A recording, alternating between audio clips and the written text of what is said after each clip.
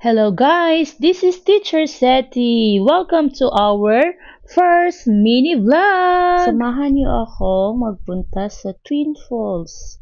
Kasama ko ang aking pamangkin at ang aking mister. So kung pupunta po kayo ng Twin Falls, i-GPS lang po ninyo at ihatid naman na kayo doon. Hindi naman po kayo mawawala. So, ito po yung daan pababa ng Twin Falls. May hike lang po ng konti. Mga 3 to 5 minutes lang po kayong bababa. And okay naman po siya yung daan.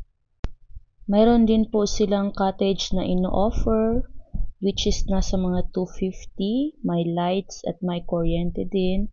Pwede din naman hindi mag-cottage. Ang entrance fee pala is 20 pesos for adult and 10 pesos for kids. Meron din po kayong mapapag-parkingan doon sa taas.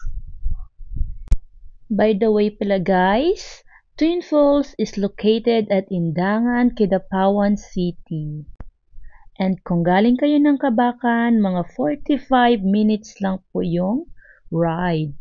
So, napaka refreshing, hindi gaanong malamig yung tubig at hindi rin po gaanong mainit. So, very mild lang po siya. Hindi siya katulad ng ibang falls na sobrang lamig.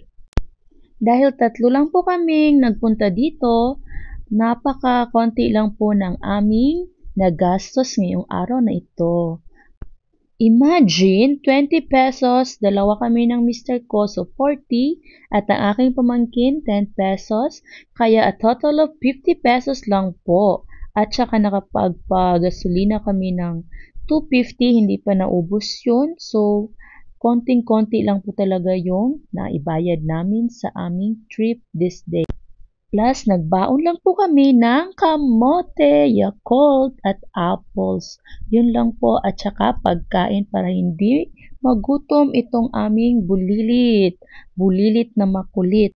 Kaya ano pang hinihintay ninyo? Magpalamig na dito sa Twin Falls, pangpatanggal ng stress. Palambing na din po. Follow, share, comment. At yun lang po, dito lang po, sukran and wassalam.